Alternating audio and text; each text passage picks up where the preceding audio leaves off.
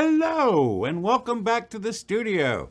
I'm Dr. Wigo, and today it's my review of the iPad Magic Keyboard White Edition.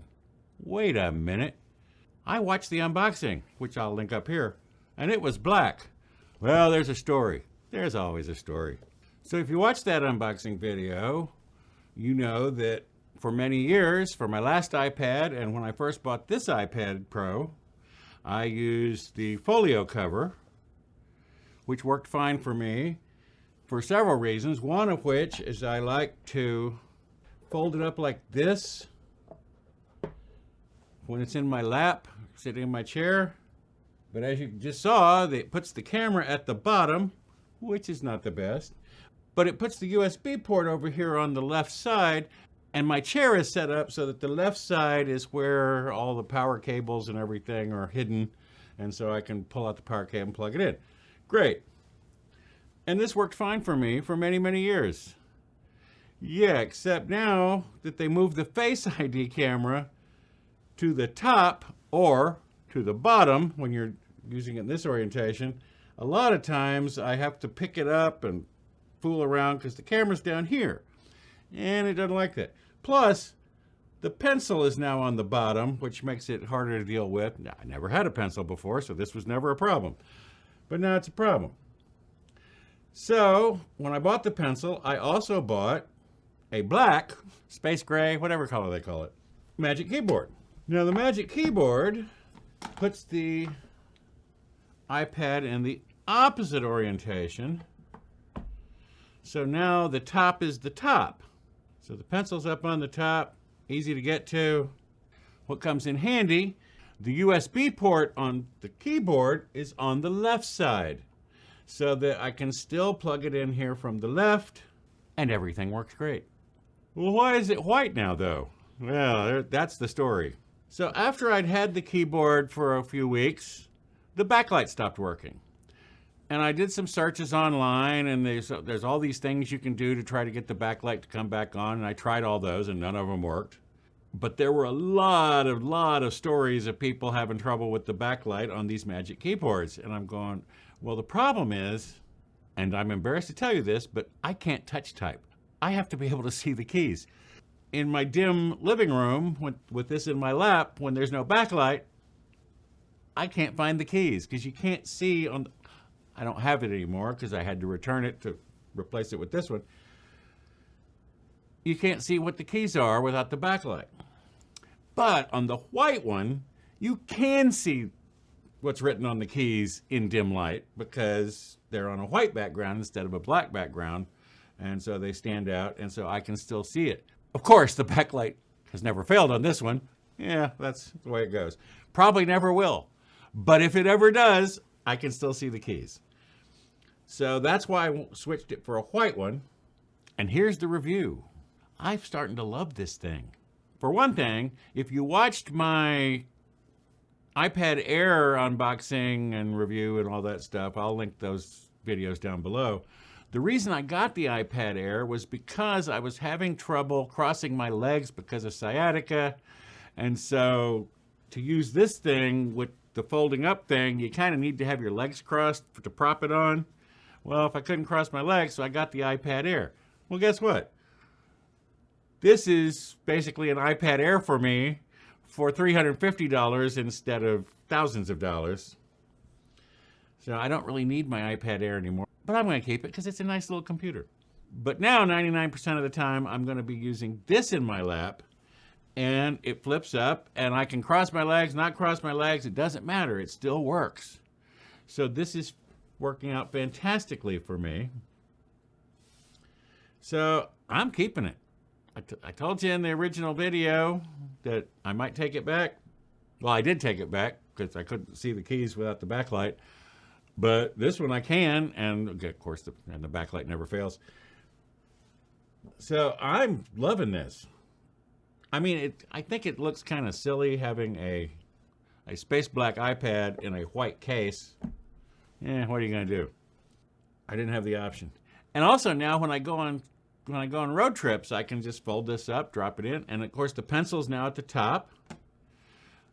The camera's at the top, so Face ID sees me instantly. It's never saying, oh, the camera's obscured. It's just a much better orientation for the iPad itself.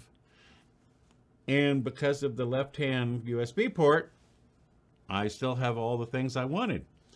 So I have to give pretty high marks. Now, it's $350, so it's very pricey.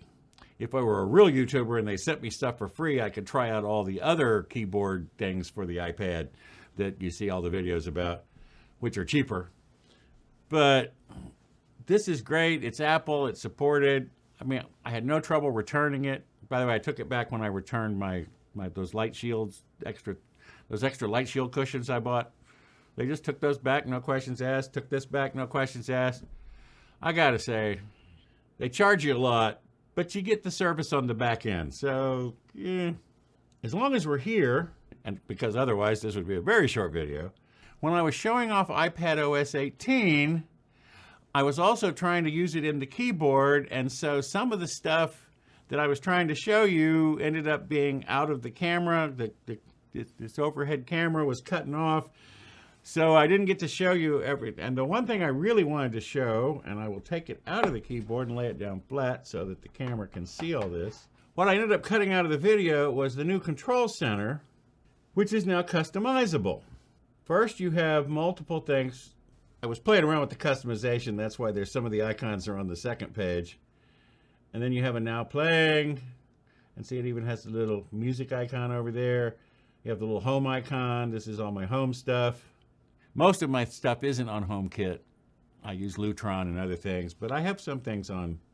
There's your communication stuff, airplane mode, AirDrop, Wi-Fi, all that, VPN. But the thing about this is you have a little plus sign, and now you can add controls.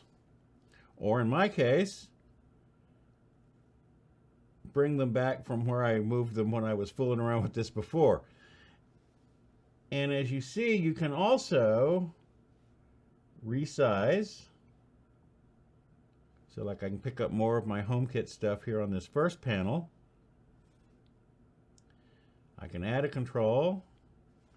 Here are all the, you can do it, put on translate, voice memo, well you can read, alarm, timer, magnifier, flashlight, the camera. These are all the things you can add. So these are the main ones, and then you got the clocks, the connectivity. So I can put any of these things. I can put the now playing on this. Actually, it's already there.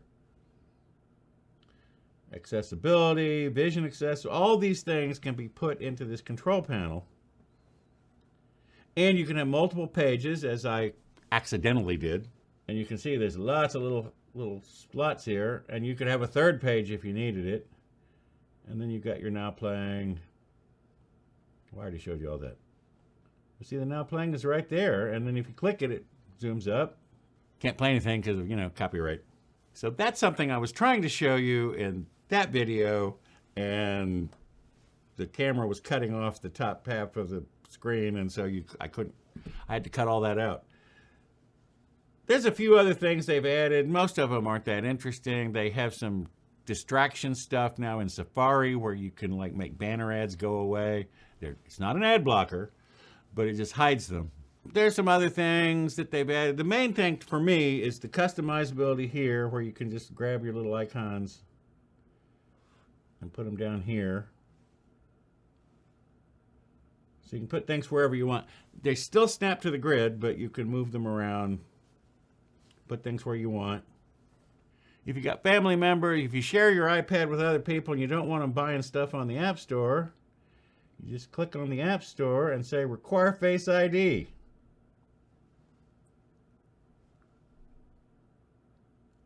So now, when I go to open the App Store,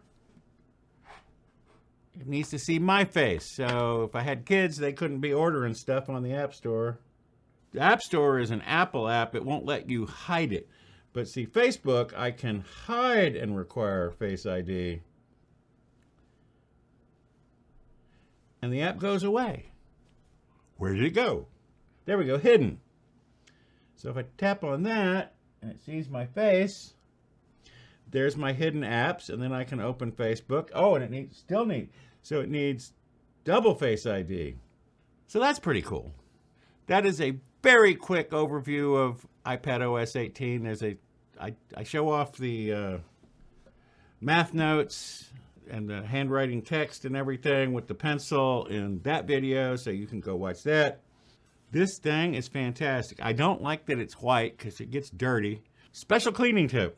Whenever my cleaning lady comes, when she leaves, my covers are all pristine again. And the other day I asked her, what are you cleaning those with? Lysol wipes. She just wipes them down with Lysol wipes. It takes off any, dust and dirt and stuff. And it looks brand new. Well, it's relatively new, but I just cleaned it. It had stuff all over it and smudges and stuff, and I just wiped it off with a Lysol wipe, and good as new. That's my review of the Magic Keyboard. It's great. It actually makes using it in my lap easier than the old way. It puts the camera at the right side, at the top. It puts the power around on the left side. See, the USB port on the iPad is actually over here, but on the keyboard it's over here. And of course, if you're plugging into the keyboard, it will charge the iPad. So it's just a win-win. I'm pretty happy with it. And if you recall in that video, I said I didn't think I was going to like it. But I like it. And it's basically replacing my MacBook Air. And with iPadOS 18, it got all the new features. I like it. So that's my review of the Magic Keyboard for the iPad Pro 13-inch. It's great. It's expensive. $350 is a little pricey, but of course the iPad was like thousands of dollars, so $350 is not that bad. It's sleek. It looks nice. The hinge looks like it'll last forever. I'm relatively pleased. So that's it for this. Next week, be out in the driveway again with my full review and walk around and detailed exploration of my new Hyundai Sonata 2024 Hybrid Limited. Is that enough words for a car? That's what we'll be doing next week. So until then, now, I never remember my catchphrase. That's it for now. Thanks for stopping by. See you next time. That was it. Bye-bye. I'm going to go play with my car some more so I can get ready for that review next week. Thanks for staying to the end. Bye-bye.